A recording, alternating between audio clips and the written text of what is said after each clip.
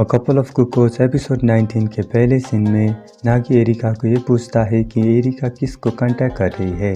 तो नागी का ये बात सुनने के बाद एरिका नागी को ये कहती है कि क्या नागी को ये सब बात सच में जानना है या नहीं। तो एरिका का ये बात सुनने के बाद नागी ये कहता है कि वो सच में सब कुछ जानना चाहता है। तो उसके बाद एरिका नागी को उसको एक फ़ोटो फ्रेम दिखाने लगती है। तो फोटो फ्रेम का फ़ोटो एरिका का फ़ोन पर देखने के बाद नागी कुछ देर के लिए शॉक हो जाता है और उस टाइम पर नागी ये सोचने लगता है कि क्यों वो उस पिक्चर पर है। तो नागी का यह बात सुनने के बाद एरिका नागी को अपनी चाइल्डहुड मेमोरी के बारे में बताने लगती है और उसी टाइम पर एरिका अपनी ब्रदर के बारे में भी नागी को बताने लगती है। उस टाइम पर नागी ये सोचने लगता है कि एरिका और उसका भाई किसी प्रॉब्लम की वजह से सेपरेटेड हो गए होंगे और उस टाइम पर एरिका नागी को ये कहती है कि ये सब कुछ नहीं हुआ था। और उसी टाइम पर एरिका नागी को ये भी कहती है कि एरिका का भाई नागी का भाई भी है। तो ये सब कुछ सुनने के बाद नागी कुछ देर के लिए शॉक हो जाता है। तो एरिका का ये बात सुनने के बाद नागी एरिका का भाई का फ़ोटो को ऑब्जर्व करने लगता है और उस टाइम पर नागी को ये लगने लगता है कि एरिका का भाई नागी का जैसा ही दिखता है। तो उसी टाइम पर एरिका नागी को अपने भाई के बारे में और भी बताने लगती है और उसी टाइम पर एरिका ये भी कहती है कि एरिका और उसका पेरेंट्स को ये लग रहा था कि एरिका का भाई एग्जिस्ट ही नहीं करता है। तो उसके बाद दूसरा सीन पर एरिका अपनी बैक स्टोरी के बारे में नागी को बताने लगती है और उस टाइम पर एरिका का पेरेंट्स एरिका के मैरिज के बारे में एरिका को बताने के लिए आ जाते हैं और ये सब कुछ सुनने के बाद एरिका को बहुत गुस्सा आने लगता है। तो उसके बाद एरिका उस जगह से बाहर आ जाती है। तो उस जगह से बाहर आ जाने के बाद एरिका एक ओवरहेड ब्रिज पर आ जाती है और उसी जगह पर एरिका अपने भाई के बारे में सोचने लगती है। तो कुछ देर बाद नागी भी उसी ओवरहेड ब्रिज पर आ जाता है और नागी को पहली बार देखने के बाद एरिका कुछ टाइम तक शॉक हो जाती है। तो एरिका का ये सभी बात सुनने के बाद नागी एरिका को ये कहता है कि वो एरिका का भाई को ढूंढने के लिए हेल्प करेगा।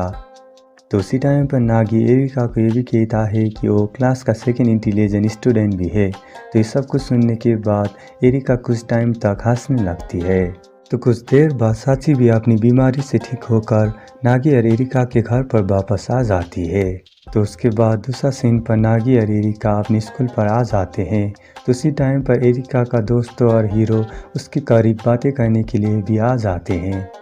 तो उसी टाइम पर नागी के साथ बातें करने के लिए सियोन भी आ जाता है और उस टाइम पर नागी एरिका के भाई के बारे में सोचने लगता है। तो उसके बाद दूसरा सीन पर नागी अपने घर पर वापस आ जाता है और उसी टाइम पर नागी कुकिंग भी करने लगता है और उस टाइम पर नागी एरिका के भाई के बारे में भी सोचने लगता है। तो उसी टाइम पर नागी एरिका का साथ बिताया हुआ सारे मोमेंट को याद भी करने लगता है। तो कुछ टाइम तक एरिका के भाई के बारे में सोचने के बाद नागी को ये लग रहा है कि वो सिर्फ एरिका का भाई का सिर्फ रिप्लेसमेंट ही है। तो कुछ देर तक कुकिंग करने के बाद नागी सलाद बना देता है। तो उसके बाद एरिका और साची डिनर करने के लिए किचन पर आ जाते हैं। तो उसी टाइम पर नागी एरिका और साची को ये कहता है कि वो एरिका का फादर को मिलने के लिए चला जाएगा। ये सब कुछ बता देने के बाद नागी उस जगह से चला जाता है। तो उस टाइम पर ये सब कुछ देखने के बाद साची कुछ टाइम तक कंफ्यूज हो जाती है। तो उसी टाइम पर साची एरिका को इन सारी बात के बारे में पूछने लगती है। तो उसके बाद दूसरा सीन पर नागी एरिका को फादर को मिलने के लिए एरिका का फादर के ऑफिस के अंदर आ जाता है। उसी टाइम पर एरिका अपनी चाइल्डहुड मेमोरी के बारे में भी साची को बताने लगती है और उसी टाइम पर एरिका अपने भाई के साथ स्टडी भी करने लगती है। तो उस टाइम पर एरिका का भाई स्टडी को जल्दी ही ख़त्म करके उस जगह से चला जाता है। तो उसके बाद एरिका भी अपनी स्टडी को ख़त्म करने के बाद बाहर आ जाती है और उस टाइम पर एरिका ये देखती है कि उसका भाई उसके लिए वेट कर रहा था। तो एरिका को कुछ टाइम तक वेट करने के बाद एरिका और उसका भाई डिनर करने के लिए अपने घर पर वापस आ जाते हैं। तो उसके बाद ये सब कुछ सुनने के बाद साची भी बहुत खुश होने लगती है। तो ये सब कुछ बता देने के बाद एरिका साची को ये कहती है कि ये सब कुछ बता देने के बाद भी नागी ये सब सुन के शॉक नहीं हुआ था। तो एरिका के सभी बात सुनने के बाद साची भी अपनी चाइल्डहुड मेमोरी के बारे में एरिका को बताने लगती है और उसी टाइम पर साची नागी का चाइल्डहुड मेमोरी के बारे में भी एरिका को बताने लगती है। तो उसके बाद दूसरा सीन पर एरिका के फादर एरिका के बचपन के फ़ोटो को नागी को दिखाने लगता है। तो उसी टाइम पर एरिका के फादर एरिका के बचपन के सारे बिहेवियर के बारे में भी नागी को बताने लगता है। तो एरिका के बचपन के सारे फ़ोटो देखने के बाद नागी एरिका का फादर को एरिका के ब्रदर के बारे में भी पूछने लगता है और उसी टाइम पर नागी ये भी कहता है कि एरिका का ब्रदर नागी की जैसा ही देखता है। तो उसी टाइम पर नागी एरिका को फादर को फैमिली के बारे में भी पूछने लगता है। तो ये सब कुछ सुनने के बाद एरिका के फादर नागी को साची के बारे में भी पूछने लगता है और उसी टाइम पर एरिका का फादर ये कहता है कि वो साची के साथ पहले ही मिल चुका है। तो ये सब सुनने के बाद नागी कुछ टाइम तक शॉक हो जाता है।